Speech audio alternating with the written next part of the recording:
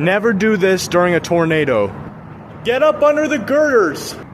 If someone ever tells you that during a tornado, don't take the advice. Because while you're up underneath this, the winds could go crazy through here, and it could blow you out from underneath. It's kind of like when your car doors are open, there's a lot of wind coming through. So yes, it could possibly kill you, suck you out from there, and you'd be gone. So yeah, little piece of advice, don't ever get up under the girders.